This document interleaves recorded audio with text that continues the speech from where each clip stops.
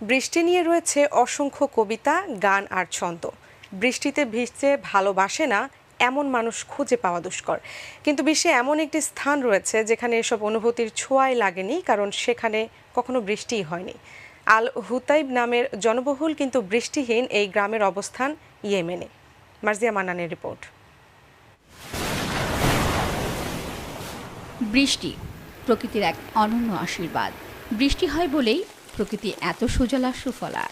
সবুজ সমতল ভূমি কিংবা পাহাড়ি এলাকা অথবা মরুভূমি সহ পৃথিবীর সব অঞ্চলেই কম বেশি বৃষ্টিপাত হয়।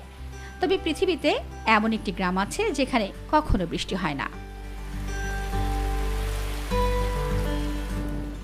তবে এটি মরুভূমির কোনো স্থান নয়। আশ্চর্যের বিষয় হলো এখানে রীতিমতো মানব বসতি রয়েছে সুন্দর সুন্দর বাড়িঘর, প্রাচীন সব স্থাপনা। বেশ সমৃদ্ধ এই গ্রামে প্রচুর পর্যটকের আনাগোনাও ঘটে। ইয়েমেনের রাজধানী সানার প্রশাসনিক এলাকা জাবল হারজের পার্বত্য অঞ্চলে অবস্থিত এই গ্রামের নাম আল হুতাইব। স্কুল, মাদ্রাসা, মসজিদ সহ সবই রয়েছে এখানে। এমনকি ষোড়শ শতকের একটি স্থাপনাও রয়েছে।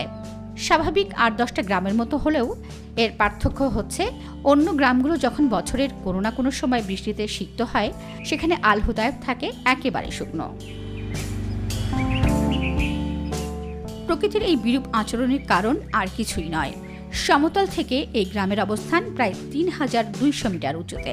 এই উচ্চতার কারণেই এখানে বৃষ্টিপাত হয় না, কারণ স্বাভাবিক বৃষ্টির মেঘ জমে সমতল থেকে ২,০০০ মিটার উঁচুতে। ফলে মেঘ জমে যে বৃষ্টি হয় তা আল হুতাইবের নিচেই ঝরে পড়ে।